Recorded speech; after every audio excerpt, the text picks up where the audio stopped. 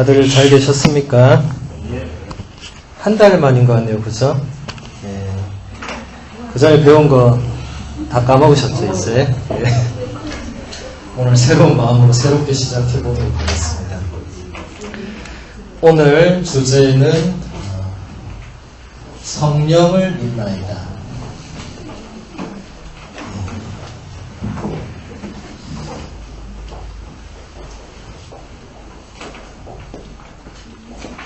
여러분, 지난주에 주님 만찬 미사라고 다 참석해 보셨어요? 자, 지금 미사를 지금 이 중에 한 번도 안 해보신 분 계세요, 혹시? 아직 나는 미사를 한 번도 안 해봤다. 다들 해보셨죠? 자, 미사 여러분 시작할 때 제일 처음에 신부님이 하는 게 뭐죠? 성호경 거죠, 그죠? 그때 뭐라고 합니까? 성부와 성자와 되게 잘 나오네요, 이거. 진작에 이런 거 좀 갖다 놓으시니까. 성부와 성자와 성령의 이름으로. 잘 보이죠, 이거? 왜 진작 이런 걸 안 갖다 놨을까? 자, 여기서 이제 성부 하나님은 우리가 배웠습니다. 성자 예수님도 우리가 배웠습니다. 이제 성령에 대해서 이제 배우게 됩니다. 이제 우리 성호경 뿐만 아니라 이제 우리 미사는 원래 라틴어로 2000년 동안 라틴어로 바쳐왔습니다. 이 라틴어로 이걸 어떻게 되냐면, 라틴어는 발음 그대로 읽는다 그랬죠, 그죠?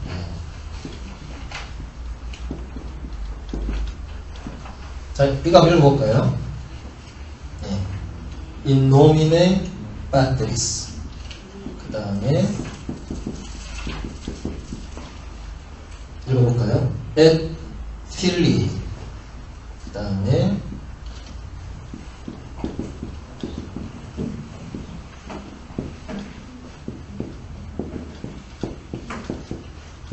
읽어볼까요? Et Spiritus Sancti. Amen.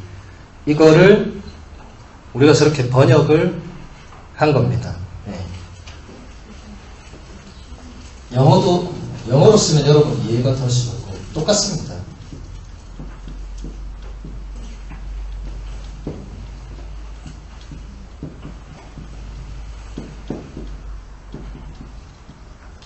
자, 한번 읽어볼까요? In the name of the Father. 그 다음에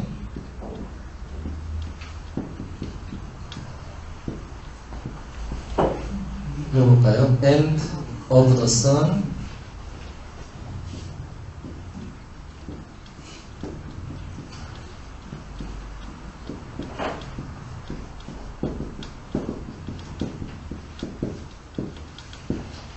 읽어볼까요? And of the Holy Spirit.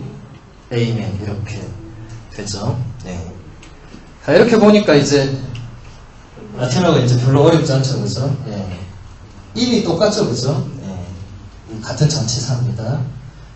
노민에 써진 게 비슷하죠, 그죠? 도메인, 노민에 똑같고, 그 다음에 파테르 파트리스, Father, 성부 하느님, 성부 아버지, 그 다음에 필리우스 of the Son, 아들, 성자. 그 다음에 이제 스피리투스, 이게 영입니다, 영. 그리고 산투스는 거룩한. 그래서 영어 홀리가 거룩한이죠, 그죠? 거룩한 영. 안에서 그 이름으로 이제 우리가 기도를 한다. 그래서 오늘 우리가 배우게 될 부분이 바로 이 홀리 스피릿, 스피리투스, 산투스 이렇게 되겠습니다. 영이라는 이 표현 자체가 우리나라 말에는 사실 생소한 좀 용어입니다. 이 고대 서양어는 이 굉장히 익숙한 용어인데 우리는 사실 잘 쓰는 말은 아니죠. 우리가 유일하게 이거 쓰는 말은 영혼과 육신할 때, 그때 이 영자를 있습니다. 우리 몸 안에 육신은 여러분 눈에 이렇게 보이죠, 그렇죠? 근데 우리 영혼은 보이진 않지만 있는 건 다 알고 있습니다. 왜냐하면 이 영혼이 작용을 하니까. 예. 근데 이게 좀 차원이 약간 다르죠, 그죠? 예. 단순하게 그냥 내가 머리로 생각하고 좀 이런 차원은 아닌 또 다른 차원이 있습니다. 그래서 사실 이 성령을 설명하는 것은 삼위일체 다음으로 가장 어려운 주제입니다. 네. 여러분에게는 모든 시간이 다 어렵겠지만 이걸 하는 저에게는 이런 것은 굉장히 신비적인 영역에 속하기 때문에 어렵습니다. 또 왜 그러냐면 성령은 항상 저렇게 성부, 성자, 성령 같이 이렇게 삼위일체가 계속 이렇게 이어지는 그런 맥락도 있기 때문에 더 그렇습니다. 예. 자, 우리가 성령을 믿나이다 하고 고백하는 것이 사도신경이라고. 여러분 사도신경 들어봤죠? 예. 우리 주일에 주로 같이 보죠. 전능하신 천주 성부 천재 창조주를 저는 믿나이다. 그 외아들도 나가다가 성령을 믿나이다. 이렇게 합니다. 그런데 일단 여러분 신앙 고백문에 대해서 제가 전에 설명했는데 이 신앙 고백은 항상 이렇게 이 라틴어 크레도로 이렇게 시작을 합니다. 라틴어 크레데레가 믿는다고 크레도는 내가 믿는다거든요. 그래서 신경을 그냥 외국에서는 크레도 이러면 그게 신앙 고백이구나 이렇게 또 이해 같은 말입니다. 크레도 인 하면서 이제 이렇게 나갑니다. 그냥 크레데레라는 동사가 이 인이라는 전치사를 동반해서 이제 누구를 믿는다 이렇게 나옵니다. 그래서 크레도 인 데움 도미눔 이런 식으로 나가는데 사도신경에서는 크레도 인 하고 그냥 이 말밖에 없어요. 그러니까 그냥 나는 성령을 믿습니다. 이렇게 되어 있습니다. 이건 다른 말로 하면 사도신경은 거의 초세기 그러니까 1세기, 2세기 그 사이에 나왔다고 전해지는 아주 오래된 신앙 고백문입니다. 그러니까 이게 뭐냐면 이때까지는 성령에 대해서 사람들이 잘 몰랐다. 그리고 성령의 역할, 존재 이런 것을 모르기도 했고 관심도 없었다. 왜냐하면 항상 문제는 제가 전부터 그랬지만 요분이 문제였어요. 요분. 이분이 계속 문제가 되다 보니까 요분은 별로 문제가 안 됐어요. 그냥 이 1+1으로 따라다녔어요. 그런데 이제 우리 사도신경 말고 또 다른 신경이 하나 더 있는데 혹시 들어보셨어요? 니케아 콘스탄티노플 신경이라고 있습니다. 사도신경은 이제 말 그대로 12사도로부터 유래된 신앙 고백문이다. 이거는 니케아라는 지역에서 열린 그 공의회가 있고 콘스탄티노플에서 열린 공의회가 있습니다. 그 두 차례 공의회에서 신앙 고백문을 다시 만듭니다. 새로 만드는 건 아니고 내용이 좀 추가되는데 그 두 개를 합쳐서 이제 니케아 콘스탄티노플 신경이라고 합니다. 저 신앙 고백문이 사실 굉장히 중요합니다. 왜냐하면 이 사도신경과 니케아 콘스탄티노플 신경은 굉장히 달라요. 그러니까 내용면은 똑같은데 니케아 신경부터 뭐가 많이 첨부가 됩니다. 그게 반대로 무슨 말이냐면 그만큼 그 사이에 많은 어떤 논쟁들이 있었다는 겁니다. 어떤 교리적인 부딪힘이나 어떤 신앙의 진리에 대해서 사람들이 흔들리는 그런 것들이 많이 있었는데 우리가 삼위일체 교리할 때 또 예수 그리스도 교리할 때 그런 걸 제가 많이 소개를 했고 오늘은 성령 부분만 얘기를 해보도록 하겠습니다. 사도신경은 성령을 믿나이다 밖에 없다고 제가 금방 얘기했습니다. 근데 니케아 신경에 보면 여러 가지 단어들이 추가됩니다. 제일 처음에 붙는 단어는 주님이시다 이 표현이 붙어요. 성령은 주님이시다. 라틴어로 도미누스라고. 예, 이 도미노스의 원래 뜻은 뭐 주인님, 주님 뭐 이런 뜻인데 구약 성경에서 하느님께서 당신의 이름을 알려주실 때 원래 야훼라는 이름을 썼습니다. 예, 야훼 하느님. 근데 히브리어는 모음이 없고 자음밖에 없어요. 그래서 이 개신교는 모음을 다르게 붙여서 이제 여호와라고 하죠. 그죠? 예, 어쨌든 같은 말입니다. 예. 그런데 유대인들은 하느님의 이름을 함부로 부르지 말라는 그 10계명에 따라서 이 이름을 절대로 입에 담지 않았습니다. 그리고 지금 우리 가톨릭 교회도 그 유대인의 전통을 받아들여서 야훼라는 용어를 쓰지 않습니다. 그 대신 모든 명칭은 주님으로 하느님을 부를 때는 주님이라고 부릅니다. 예. 이 히브리어로는 이게 아도나이라고 했고 이게 그리스어로 이제 퀴리오스, 이게 라틴어로 이제 도미노스, 영어로는 더 로드죠, 그죠? 이제 이런 용어가 하느님을 지칭할 때 쓰이게 됩니다. 예. 그런데 이 도미노스는 하느님에게만 이렇게 부여할 수 있는, 우리끼리는 도미노스라고 할 수가 없죠. 근데 이게 요 아들에게도 붙게 됩니다. 예. 니케아 신경도 그렇고 사도신경도 그렇고, 그리고 사도신경에서는 스피리투스 산투스의 도미누스가 붙지 않았어요. 네. 그냥 성령을 믿습니다. 그런데 이제 니케아 신경에서 처음으로 성령은 주님이시다. 이게 무슨 말이죠? 성령도 성부와 성자와 똑같은 하느님이시다. 네. 라는 것입니다. 그 전까지는 사람들이 그걸 별로 문제 삼지 않았는데 이제는 문제 삼기 시작했단 말이죠. 그리고 성령이 도대체 무엇이냐, 누구냐, 어떤 존재냐 하고 질문하기 시작했다. 그런 것입니다. 예. 그러니까 첫 고백은 바로 성령도 똑같은 하느님이시다. 이 한 단어로 모든 걸 말하고 있습니다. 예. 이 한 단어가 삼위일체를 바로 말하는 겁니다. 예. 성부, 성자, 성령은 그러니까 성부, 성자, 성령의 그 역할로는 구분되지만 일체 하나의 어떤 하느님, 한 본질이다. 예. 그리고 그 다음에 뭐가 나오냐면 생명을 주시는 분이다. 예. 여러분 교리서에도 아마 생명을 주신다 이게 있을 거예요. 생명을 주시는 분. 예. 라틴어 이 신앙 고백문 보면 이 부분이 이렇게 되어 있습니다.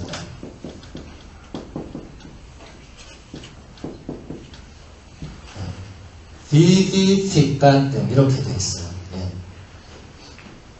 예. 비보스는 이제 사는 것, 생명 이런 거고, 피칸테는 이제 파체의 동사에서 왔습니다. 살도록 하다, 이건 하다, 되게 하다 이런 거거든요. 그러니까 우리를 살게 해준다. 예. 이것이 붙었습니다. 예. 그럼 저런 거를 누가 지금 마음대로 넣느냐? 절대로 마음대로 집어넣을 수가 없겠죠, 그죠? 네. 저것이 어디에 나오느냐면 이 구약 성경 창세기 1장 1절을 보면 천지창조 이야기가 나오는데, 자, 1장 1절 읽어보겠습니다. 한처음에 하느님께서 하늘과 땅을 창조하셨다. 땅은 아직 꼴을 갖추지 못하고 비어 있었는데 어둠이 시면을 덮고 하느님의 영이 그 물 위를 감돌고 있었다. 네. 여기서 이제 하느님의 영이라는 단어가 전혀 공간이 오시죠. 보이죠? 그래도 여기 하느님의 영. 성경 1장 1절에 나오는 단어입니다. 네. 영이라고 번역한 히브리어는 루아흐라는 히브리어인데, 이것은 이제 여러 가지 의미가 있습니다. 영이란 뜻도 있고, 숨결, 바람, 얼, 등등등 이런 여러 가지 뜻이 있습니다. 네. 이것을 그리스어로 번역을 하면,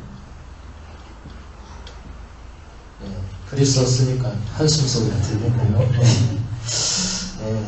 오랜만에 썼더니 다들 힘드신가 보네요. 예. 그리스어로는 프네우마라고, 예. 그리스어가 좀 어렵죠, 그죠? 예. 그래도 대충 보면 현대 알파벳의 모체가 되는 게 딱 보입니다. 비슷하잖아요. 예. 그리스어에서 현대 알파벳이 나온 겁니다. 이게 이제 라틴어로 이제 스피리투스가 되는 거죠. 예. 영어로는 스피릿이고, 영어는 항상 거의 이렇습니다. 그러니까 여기서 하느님의 영이라는 이 단어가 나오는데, 이게 천지를 창조하기 전에 하느님의 영이 이제 있었다는 것을 말하고, 그게 이제 여러분 창조된 모든 것은 무엇을 가지고 있죠? 생명을 가지고 있잖아요. 여러분 죽은 걸 창조하는 건 말이 안 되잖아요. 예. 그 생명을 비비피까레 하는 분이 바로 하느님의 영이다. 그 다음에 창세기 2장을 보면 이제 하느님께서 사람을 만드는 내용이 나오는데, 2장 7절에 이런 말씀이 있습니다. 제가 읽어보겠습니다. 그때에 주 하느님께서 흙의 먼지로 사람을 빚으시고 그 코에 생명의 숨을 불어넣으시니 사람이 생명체가 되었다. 자, 생명의 숨.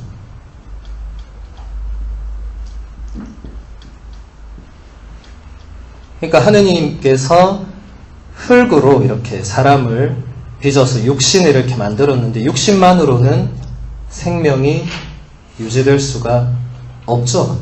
거기에 하느님이 생명의 숨을 불어넣었다. 여기서 숨이라고 번역한 단어가 저 같은 겁니다. 저 루아흐, 푸네오마, 스피리투스 다 같은 겁니다. 그러니까 하느님의 어떤 숨결, 하느님의 영, 하느님의 어떤 얼을 인간에게 불어넣어 주시니까 이제 사람이 비로소 생명을 가진 존재가 되었다. 예.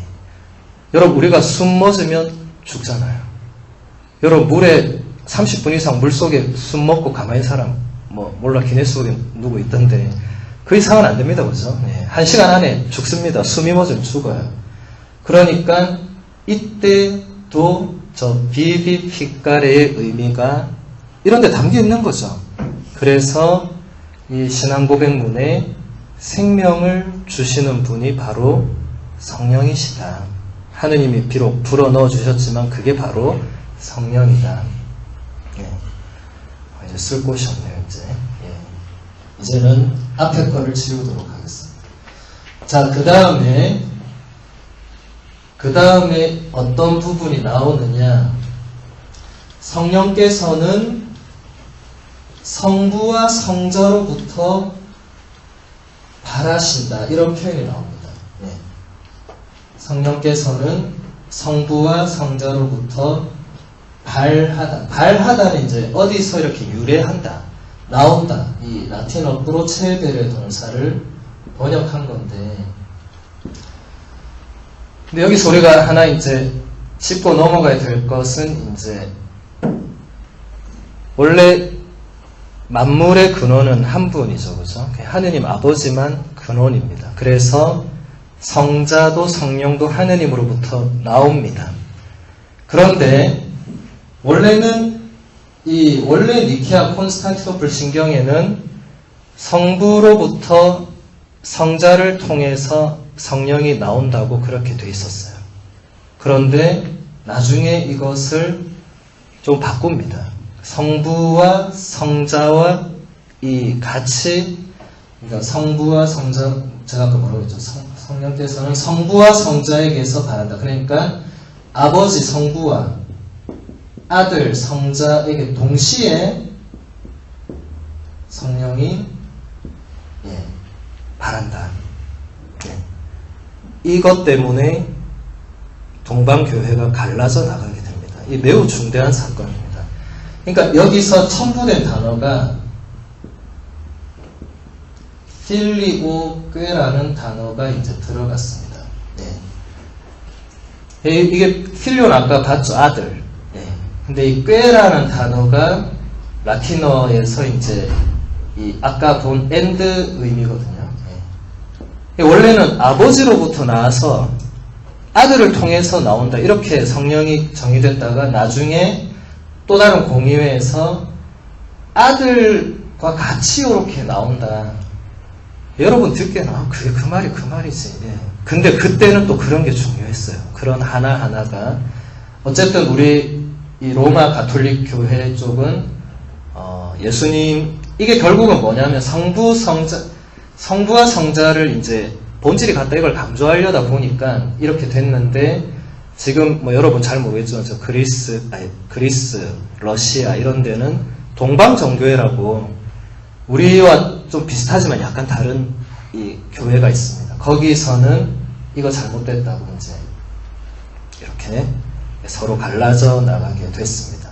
아무튼 중요한 것은 성부와 성자로부터 성령이 나온다. 이걸 왜 우리가 이런 얘기를 하냐면 예수님께서 여러분 나중에 이 성경을 읽어보시면 특히 요한복음서를 읽어보면 예수님이 최후의 만찬 때 제자들과 마지막으로 이렇게 얘기를 하는 그때 예수님 말을 많이 하세요. 원래 사람이 죽기 전에 이제 유언을 남기잖아요. 이때 예수님 뭐라고 하시냐면 내가 가고 나면 너희한테 내가 협조자를 보내겠다. 예. 뭐 보호자라고도 할 수 있고 위로자라고도 할 수 있습니다. 예. 이게 그리스어로 뭐라고 되어 있냐면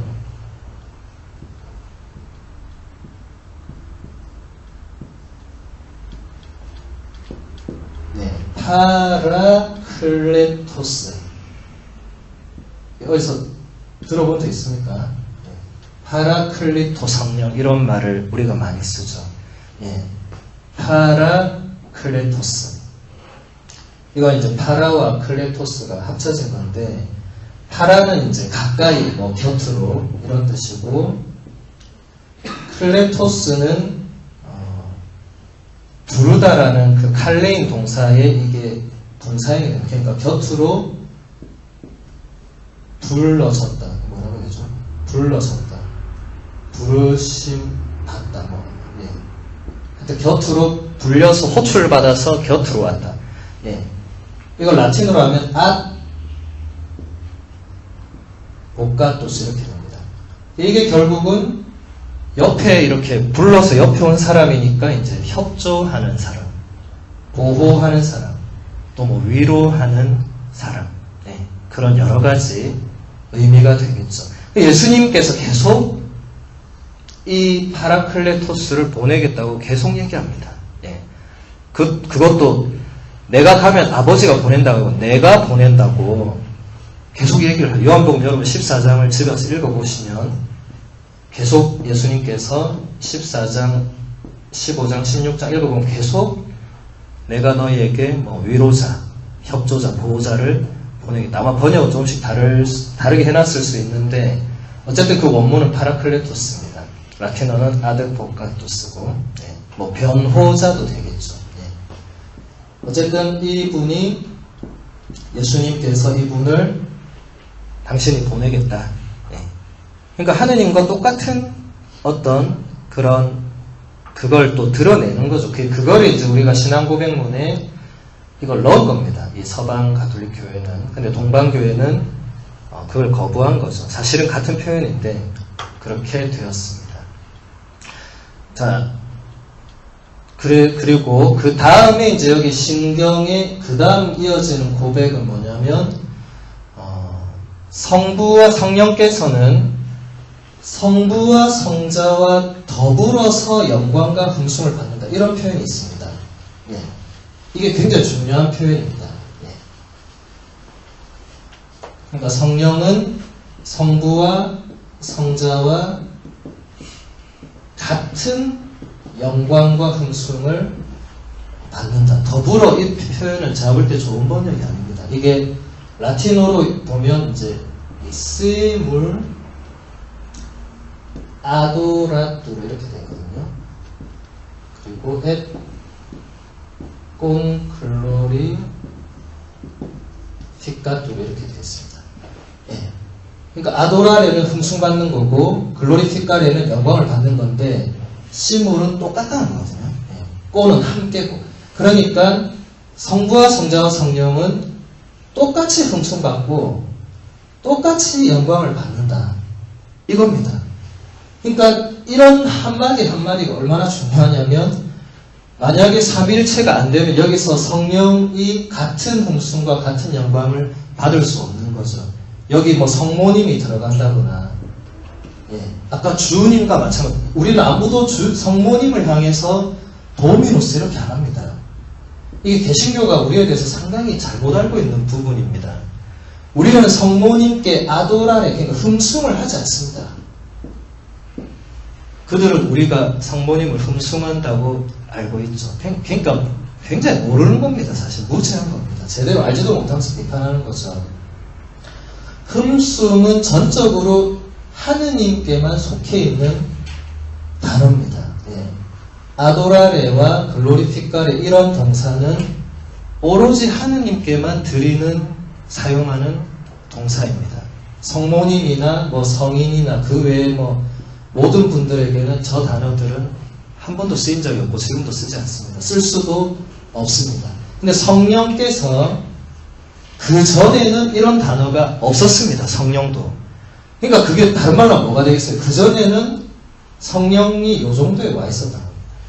뭐 성령, 성모, 성인 뭐 사람들이 그렇게 생각한 거예요.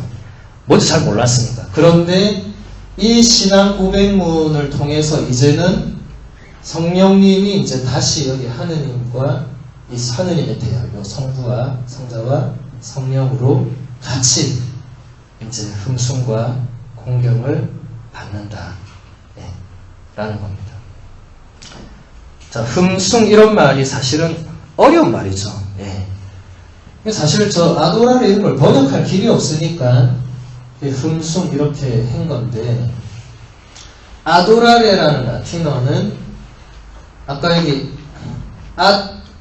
보셨죠? 그죠? 똑같습니다. 플러스 오라리입니다. 오라리. 네, 앗은 뭐 곁에 가까이 이런 뜻이 있고 어디를 향한다 이런 것도 있습니다. 그 다음 오라레는 기도하는 것입니다. 기도.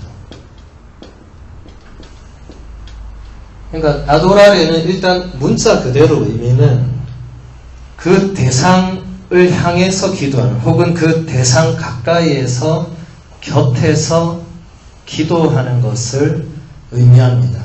이게 좀 더 깊은 의미로 들어가면 이제 우리가 마음을 다해서 이제 어떤 전적인 절대적인 어떤 공경, 순종 뭐 여러 가지가 다 포함이 되겠죠. 인간한테는 쓸 수 없는 단어입니다. 우리가 어떤 인간한테 그렇게 막 공경하고 기도하고 이거는 뭐 우리끼리는 말이 안 되죠, 그죠? 예.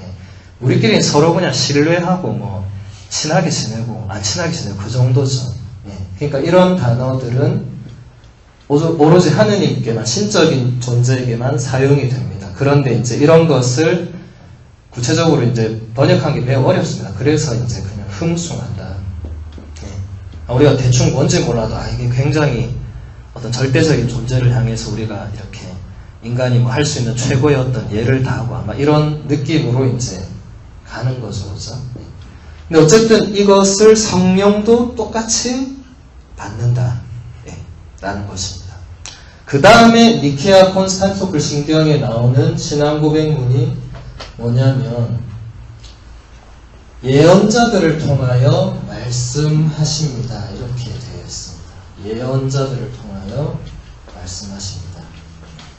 자, 여러분 예언자 들어봤어요?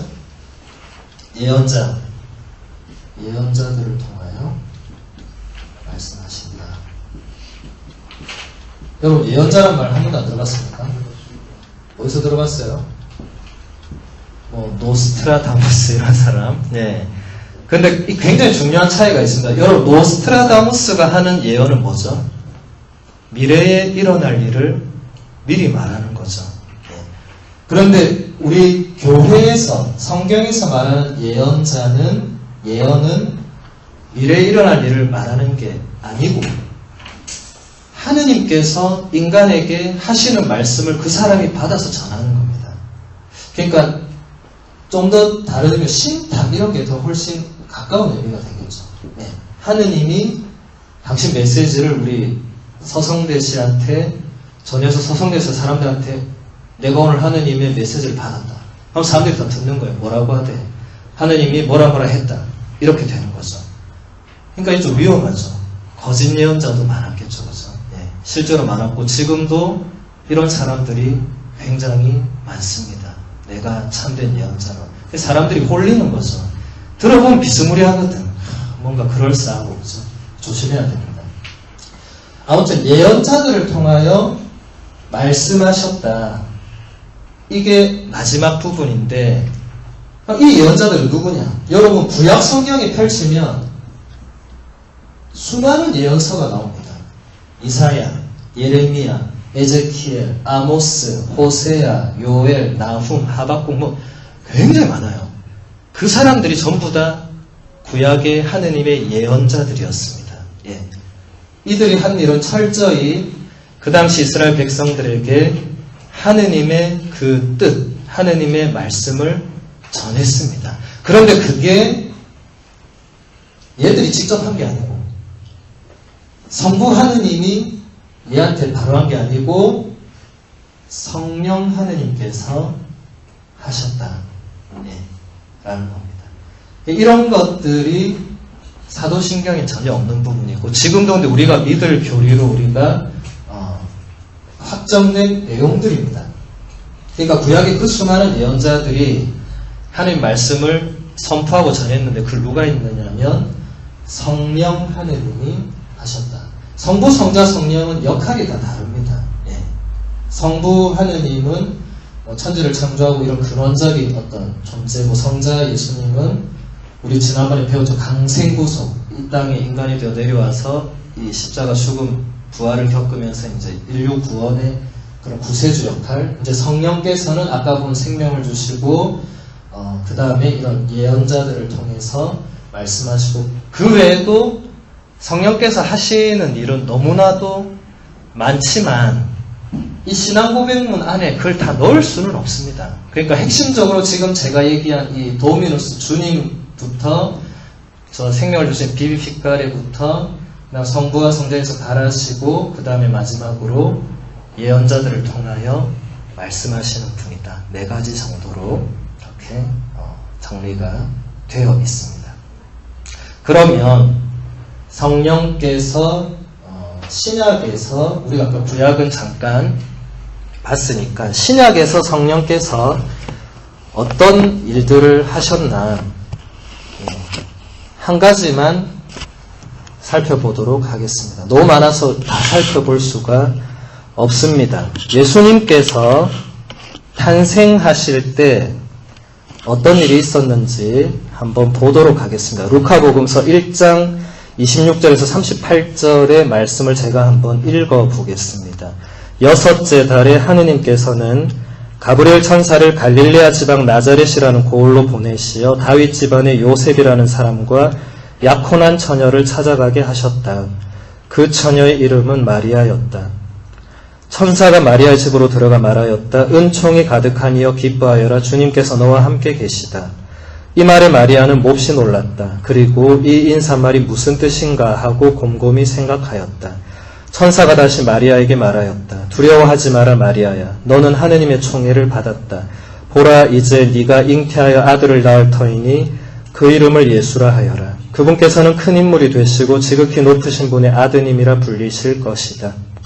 주 하느님께서 그분의 조상 다윗의 왕좌를 그분께 주시어 그분께서 야곱 집안을 영원히 다스리시리니 그분의 나라는 끝이 없을 것이다. 마리아가 천사에게 저는 남자를 알지 못하는데 어떻게 그런 일이 있을 수 있겠습니까? 하고 말하자 천사가 마리아에게 대답하였다. 성령께서 너에게 내려오시고 지극히 높으신 분의 힘이 너를 덮을 것이다. 그러므로 태어날 아기는 거룩하신 분 하느님의 아드님이라고 불릴 것이다.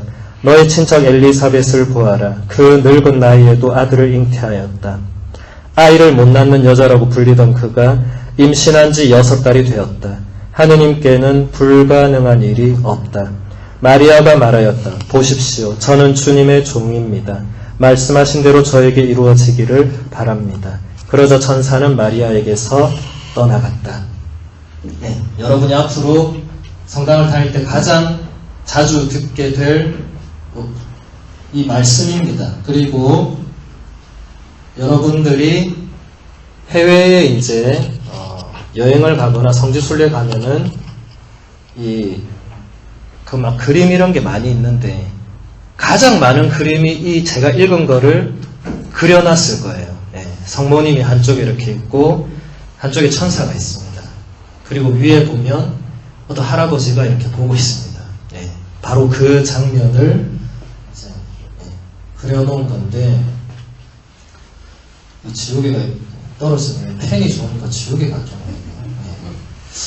뭐가 여기 하나 제대로 되어 있는 게 잘 안 보여요. 자, 여기서 보면은 성모님이 그 당시에 16살 정도밖에 안 된 처녀였습니다. 그런데 가브리엘 천사가 와서 막 얘기하죠. 이제 네가 아들을 잉태할 거고 애를 낳을 거고 그 아이가 예수가 되고 뭐 막 설명해. 이제 뭐 뒤에 설명은 뭐 그냥 넘어가더라도 그 성모님이 너무 궁금한 거예요.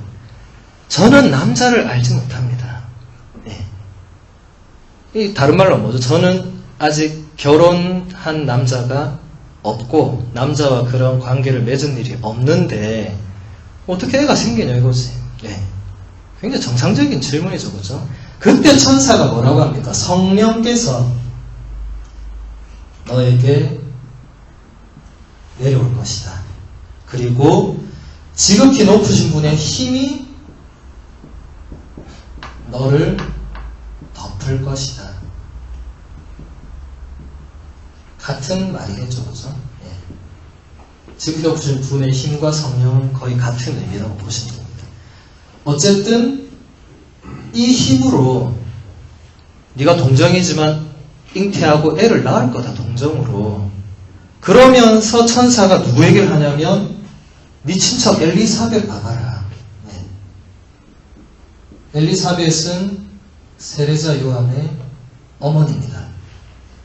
엘리사벳은 그때 이미 우리로 말하면 폐경기라 그러나요? 이제 그게 다 지나서 더 이상 아이를 가질 수 없는 몸이었습니다. 그런데 엘리사벳이 아이를 가지게 됩니다. 그러면서 천사가 뭐라고 하냐면 하느님께는 불가능이 없다. 우리 사도신경에서 제가 전에 성부할 때 제가 설명했죠. 전능하신 천주성분. 그 단어가 뭐라고 했죠? 라틴어로 omnipotens. 네. omni, 모든 것을 potens, 할 수 있다. 반대로 말하면 불가능이 없다. 우리는 불가능이 많다. 우리 인간은 모든 것을 다 할 수는 없다. 하지만 하느님은 모든 것을 하실 수 있고 불가능이 없다고 천사가 말하니까 마리아가 바로 알아듣습니다. 네. 그래서 일말의 망설임 없이 저는 주님의 종입니다. 지금 말씀하신 대로 저에게 이루어지기를 바랍니다. 그러자 천사가 떠나가고 그 뒤에 성모님은 실제로 동정으로 예수님을 잉태하고 낳습니다.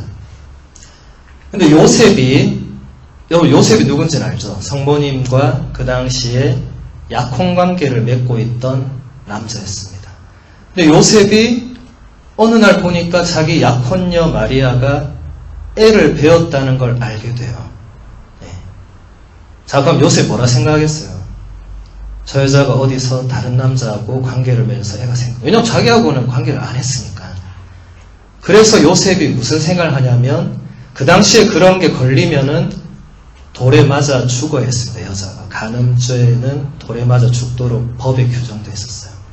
근데 요셉은 마리아가 그렇게 죽는 걸 원하진 않았습니다. 그래서 그냥 조용히 파혼을 해야 되겠다. 이렇게 생각을 했습니다. 이게 다 됐나 보네요. 오늘 되는 게 하나도 없네요. 네. 그런데 들리긴 들리죠? 예. 그때 요셉의 꿈에 천사가 나타나서 뭐라고 하냐면 마리아를 계속 아내로 맞이해라. 예. 그래서 뭐라고 하냐면 그 아기는 성령으로 말미암은 것이다. 이렇게 말합니다. 예. 성령으로. 근데 요셉이 이걸 듣고는 파혼을 하지 않습니다. 그리고 그대로 아내로 맞아들입니다. 예. 그래서 성모님은 동정으로 잉태하고 동정으로 출산을 합니다. 개신교 신자들이 이 부분을 굉장히 비웃습니다. 말도 안 되는 소리 하지 마라. 이게 말이 되냐? 근데 전 정말 웃기는 게 그러면 하느님이 인간이 되는 거는 말이 되냐? 자, 하느님이 인간이 되는 게 여러분 말이 됩니까? 안 됩니까? 안 됩니다. 이거는 뭐 설명하려고 해도 안 됩니다. 그런데 제가 지금 좀 개신교를 자꾸 얘기해서 좀 그렇지만 왜냐하면 개신교는 이걸 받아들이지 않거든요. 개신교는 하느님이 인간이 되신 것을 받아들입니다. 말도 안 되는 소리인데요. 그런데 동정으로 잉태한 출산한 건 말이 안 된다. 저는 이게 더 이게 더 쉬운 거 아니에요? 이게 더 어려운 거 아니에요, 이게? 예. 그러니까 이게 지금 무슨 말이냐면 이 부분을 그쪽도 사실은 놓치고 있다. 예. 이걸 안 받아들이면 저것도 안 받아들이는 겁니다. 그죠? 그 자체가 모순적인 겁니다. 물론 여러 가지 다른 이유가 또 있지만은 성모님과 마리아와 요셉은 이거를 믿고 있었기 때문에 뒤에가 그대로 이루어진 겁니다. 예. 성령께서 하신다는 것에 대해서 사실 성모님이나 요셉 성님이 100% 이해했다고 저는 생각하진 않습니다. 그런데 천사의 마지막 말, 하느님께는 불가능이 없다. 네. 이것은 요셉과 마리아가 굳게 믿고 있었던 신앙이었다고 봅니다. 그래서 이런 일들이 이루어졌고, 거기서 근데 중요한 것은 이게 성령의 힘으로 된 것이다. 하느님의 힘으로. 네가 잘나서 하는 게 절대로 아니다. 네. 하느님의 힘으로 그렇게 되는 것이다. 네. 하느님과 똑같은 분이 동정으로 잉태되고 출산되는 건 어려운 일이 아닙니다. 우리가 볼 때 말이 안 되죠. 그럼 지금까지 우리가 한 건 다 말이 안 되는 소리입니다. 그래서 신비는 신앙으로 받아들이는 거고, 사실 개신교도 그런 면에서 똑같은 이 신비를 받아들이는 거거든요. 예. 그래서 특히 여성분들이 여기에 대해서 되게 회의적입니다. 아, 신부님 내가 애를 낳아봤는데 그 불가능하네. 불가능하죠, 당연히. 근데 하느님께는 불가능이 없다고 우리가 믿고 있는 사람들 아닙니까? 당연히 인간은 불가능한 겁니다. 근데 하느님께는 불가능이 없다고 우리가 믿잖아요. 그렇죠? 예. 그래서 이 부분이 중요한 건 아닌데 아무튼 그 성령이 그때 그걸 하셨다. 예. 그리고 이 성령이 뒤에 여러분 이제 사도행전 같은 거 읽어보시면 성령이 계속 어떻게 하시는지가 많이 나옵니다. 뭐 제자들에게 이렇게 뭘 부어주시고 하면서 성령이 이 하는 역할들, 그런 게 오늘날에도 여러분 미사 여러분 참석하면 여러분 이제 처음에 말씀 전례가 있죠, 그렇죠? 그 다음 성찬 전례에서 가장 중요한 부분이 이 빵과 포도주를 축성하는 부분이죠. 예, 거기서 빵과 포도주가 예수님의 몸과 피로 바뀌는데, 그게 여러분 이 신부인 제가 개인적인 능력으로 그걸 바꾸는 게 아닙니다. 그때 신부가 뭐라고 하냐면, 여러분 매일 듣는 미사 때 제가 이렇게 기도합니다. 거룩하시다가 끝나고 나면 제가 이렇게 기도합니다. 거룩하신 아버지, 아버지께서는 모든 거룩함의 셈이시옵니다. 간구하오니 성령의 힘으로. 아까 그와 똑같은 단어입니다. 천사가 마리아에게 했던 단어와 똑같은 단어가 미사 경문에 드러납니다. 성령의 힘으로 이 예물을 거룩하게 하시어. 이 예물은 빵과 포도주를 말하죠. 그죠? 이 예물을 거룩하게 하시어 그 다음에 우리 주 예수 그리스도의 몸과 피가 되게 하소서. 이렇게 기도합니다. 그리고 그 순간에 이 빵과 포도주는 예수님의 몸과 피로 변화됩니다. 비록 육신의 눈으로 볼 때는 빵과 포도주지만 그 순간에 예수님의 몸과 피로 변화됩니다. 이것이 우리 신앙의 가장 핵심적인 부분이 됩니다. 이때 사제는 손을 이렇게 이 빵과 포도주 위로 손을 양손을 이렇게 얹습니다. 이 동작은 전 세계 모든 사제는 똑같이 이렇게 합니다. 여러분 유심히 보세요. 이때 이 동작을 안 하는 사제는 있을 수가 없고, 이때 이 동작을 안 하는 사제가 있으면 빨리 교구청에 고발해야 됩니다. 이거대로 안 하기 때문에 이걸 우리가 뭐라고 하냐면 안수라고 합니다. 안수. 네, 손을 얹는 것. 네. 이 안수와 성령은 매우 밀접한 관련이 있습니다. 왜냐하면 사도행전을 여러분들이 읽어보시면 사도들이 안수를 할 때 성령께서 그 사람에게 이렇게 임하신다, 내려오신다, 이런 게 많거든요. 그래서 그 이후로 사도들은 자기 제자를 뽑을 때 항상 안수를 해서 그 다음 사람을 뽑았습니다. 예. 그 개신교도 마찬가지입니다. 예. 목사 될 때 마지막에 안수를 하잖아요. 예. 성령을 받아서 되는 거죠. 우리도 여러분 사제 서품 신부되는 미사, 여러분 죽기 전에 한 번은 꼭 가보셔야 되는데, 사제 서품 미사. 예. 우리 해마다 12월 28일에 29일 한 해 마지막 금요일에 하니까 다음에 기회 되면 꼭 한번 연차를 써서라도 가보시기 바랍니다. 남천성당에서 항상 10시 합니다. 이 사제 서품 미사 때 이제 신부가 되려고 하는 젊은이들이 이제 제대 앞에 나옵니다. 그러면 여러 가지 예식인데 제일 중요한 게 이제 성인 호칭 기도라고 이제 제대에 완전히 엎드려서 막 성인 호칭 기도를 노래합니다. 굉장히 아름다워요. 성인 호칭 기도가 끝나면 그들이 다 이제 무릎을 꿇고 있습니다. 그러면은 주교님부터 해서 저처럼 이제 먼저 신부가 된 모든 사람들이 그분들한테 가서 안수 기도를 합니다. 네. 굉장히 아름다운 모습입니다. 그때 이제 성령을 그들이 받아서 거룩한 존재로 축성이 되는 것이죠. 그때 성가대가 무슨 노래를 하느냐면 이런 노래를 합니다. 라틴어로 Veni Creator Spiritus, 이렇게. Veni는 베니의 동사 오다, 임하다. Creator는 창조주고 스피리투스는 아까 본 영이죠, 그죠? 그래서 임하소서 성령이여, 이렇게 창조주여 임하소서, 이런 노래를 계속 부릅니다. 예. 그렇게 하면서 이제 이 안수가 끝나면 이제 주교님의 마지막 축성 기도로 그 젊은이들이 이제 사제 품에 오르게 됩니다. 굉장히 감동적인 미사입니다. 예. 여러분 꼭 한 번은 가보셔야 됩니다. 그래서 이때 이 Veni Creator Spiritus라는 이게 우리 교회가 성령님께 바쳐온 가장 오래된 기도문입니다. 예. 여러분 사실 성령님께 기도하는 게 뭔지 잘 모르죠. 예. 교회는 항상 저런 기도를 했습니다. 예. 창조주이신 성령님 오십시오, 이렇게. 예. 하느님이나 예수님한테는 저런 기도를 교회가 하지 않았습니다. 그런데 성령님께는 여기에 와달라. 여기 안에 우리를 변화시켜달라.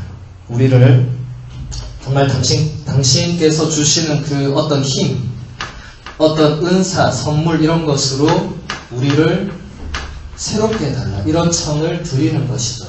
네. 그래서 저도 항상 기도를 할 때 기도 전에 준비 기도를 하면서 저 기도문으로 이 교회가 많이 쓰는 기도입니다. 오소서 성령님 제 마음을 비우시고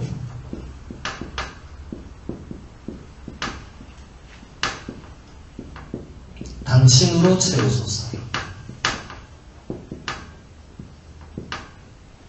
제가 새로워지리이다.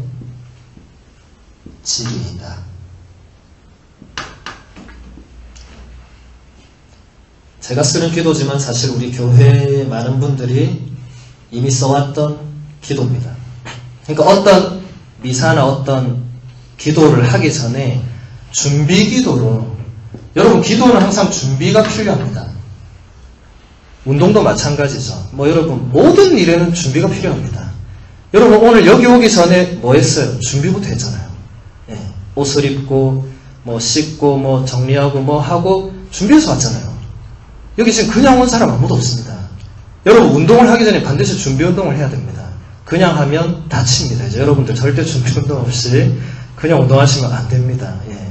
마음은 20대지만 몸이 그렇지 않기 때문에 이제는.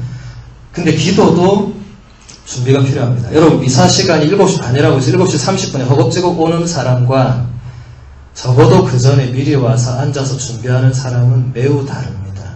예. 준비는 아주 중요한 건데 이 기도문이 제가 바치는 준비기도이기도 하지만 우리 교회가 이미 예전부터 어떤 기도, 어떤 미사 이전에 잠시 침묵 중에 마음을 모으면서 오소서 성령님 제 마음을 비우시고 당신으로 채우소서 제가 새로워지리이다 하고 이제 성령께 그 우리의 마음을 맡기는 거죠. 이제 이런 게 어떻게 이루어지는지 사실 이건 설명이 불가능합니다. 예. 그런데 이렇게 기도를 하고 정말 눈을 감고 이렇게 가만히 이렇게 머무르면 뭔가 이렇게 마음과 의식이 이렇게 평온해지면서 집중할 수 있는 준비를 갖추게 되는 것입니다. 그렇게 해서 이제 다른 어떤 기도나 미사로 이렇게 들어갈 수가 있게 되는 것입니다. 네. 성령은 이 정도로 하도록 하겠습니다. 나머지 부분은 여러분들이 제가 아까 얘기한 그 성경 부분들을 읽어보시면 성령께서도 이런 일을 하시는구나 이런 거를 보실 수 있고 이제 마지막으로 이 책을 이렇게 보도록 하겠습니다. 성령님과 가장 관련된 그것은 용서라는 단어입니다. 용서. 예수님께서 부활하시고 나서 제자들에게 나타나셨을 때 성령을 받아라 이런 말을 하시거든요. 근데 그 뒤에 뭐라고 하냐면 너희가 누구의 죄든지 용서해주면 너희도 용서받을 것이고 너희가 누구의 죄든지 용서해주지 않으면 너희도 용서받지 못한다. 이런 말씀을 하십니다. 그래서 성령과 용서는 굉장히 관련이 있다. 왜냐하면 성령이 이 하느님과 예수님의 어떤 사랑의 영이라고 할 때 사랑에는 반드시 용서가 들어갑니다. 용서 없는 사랑은 참된 사랑이라고 하기가 어렵죠. 근데 사실 우리가 세상에서 가장 하기 힘든 것이 용서입니다. 그건 제가 굳이 설명 안 해도 모두가 알고 있습니다. 예. 그래서 제가 용서에 대한 책을 하나 이렇게 소개해 드릴까 합니다. 예전에 제가 본당 강론에서 잠깐 이렇게 소개한 적이 있는데 용서는 사람 사이에 물길을 튼다 라는 책이 있습니다. 우리 가톨릭 신자 박인숙 마리아 도미니카 씨가 어떤 6분의 인물을 만나가지고 이제 대담을 하고 그 대담 내용을 이제 글로 엮어서 책으로 냈습니다. 바오로빨 출판사에서 2009년도에 나왔습니다. 그래서 앞부분은 집에 가서 읽어보시고 뒷부분 본문 내용을 한번 같이 보겠습니다. 제가 읽어볼 테니까 여러분은 눈으로 보시기 바랍니다. 미움이라는 게 지우개로 싹싹 문지른다고 없어지는 게 아니다. 묵주기도 한다고 사라지는 것도 아니다. 주님의 몸인 성체 한번 받아 모신다고 지워지지 않는다. 없애버리려고 작심을 해도 미움이란 결코 한순간에 사라지지 않는다. 미움과 싸우려면 먼저 소용돌이가 잦아들 시간이 필요하다고 김웅열 신부는 말한다. 겨울산에 쌓인 눈이 언제 다 녹을까 생각하겠지만 햇살과 바람이 온기를 더하고 시간이 지나면서 녹아내린다. 그런 다음에야 대지가 제 모습을 드러내는 것과 같은 이치다. 미움의 산처럼 쌓인 미움을 녹이려면 시간도 필요하지만 무엇보다 용서해야 한다고 그는 말한다. 용서해야 하는 까닭은 두 가지입니다. 첫 번째는 내가 살기 위해서입니다. 나를 파탄시킨 사람, 밉고 또 미운 그 사람이 예뻐지기를 기다리다간 세월이 다 지나가 버린다. 가슴에 미움을 품고 있으면 내가 먼저 망가지고 병이 난다. 나를 고통에 빠뜨린 사람 때문에 내 인생까지 망칠 수는 없지 않은가. 자잘한 마음속 상처도 마찬가지다. 나는 상처받아 끙끙거려도 정작 상처 준 사람은 자신이 그렇게 한 줄도 모르고 희희낙낙 잘 살아간다. 그럴수록 나는 더 열받고 그 인간 미워서 잠도 이루지 못하고 괴로워한다. 그래도 내가 살려면 용서해야 한다.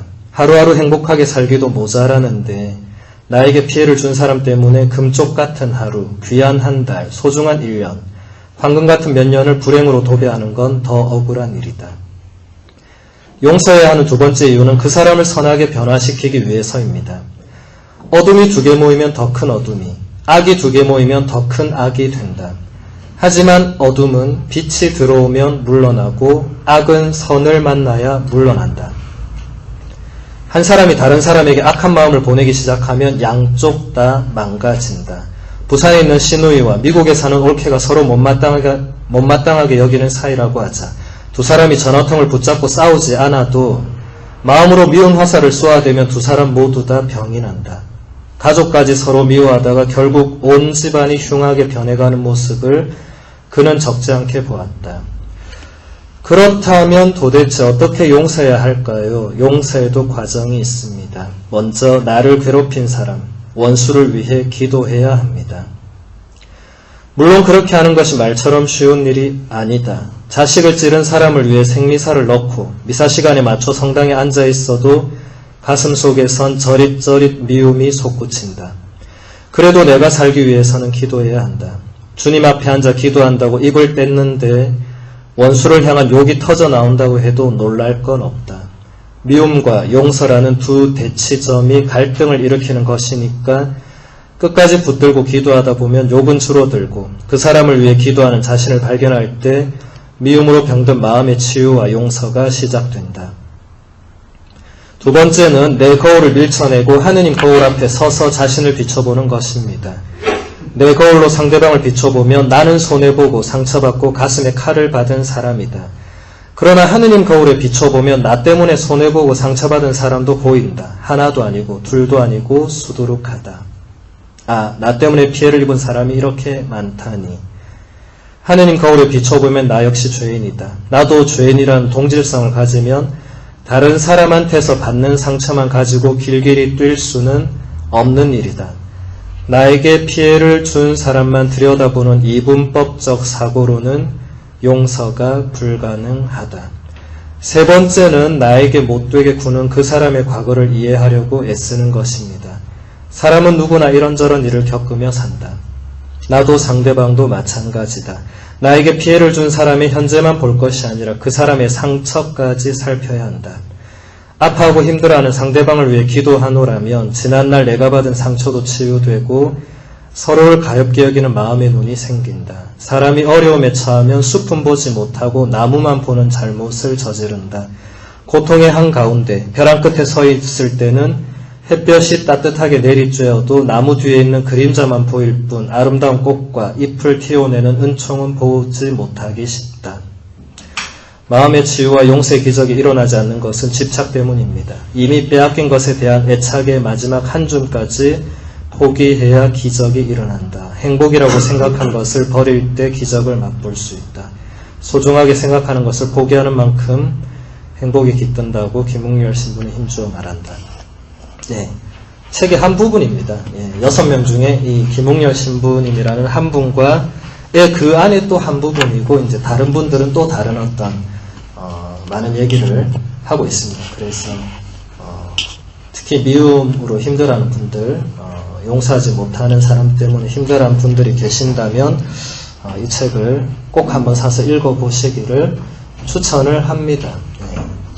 용서하는 게 이렇게 책처럼 또 다 되면 참 좋겠지만 그건 쉽지 않죠, 그죠? 하지만 이런 책들을 읽어보면 내만 이렇게 상처받고 이런 게 있는 게 누구나 다 있고 누구나 다 힘들게 살지만 그래도 이렇게 용서해야 내가 또 나의 삶을 살 수 있고, 네, 그런 것이죠. 그래서 읽어보시길 추천해 드립니다. 네, 다음 주에 또 이제 다음 주제로 우리 만나도록 하겠습니다. 영광송으로 우리 이제 여러분 기본 기도들 배우셨을 테니까 영광송으로 마치도록 하겠습니다. 영광이 성부와 성자와 성령께 처음과 같이 이제와 항상 영원히 아멘. 성부와 성자와 성령의 이름으로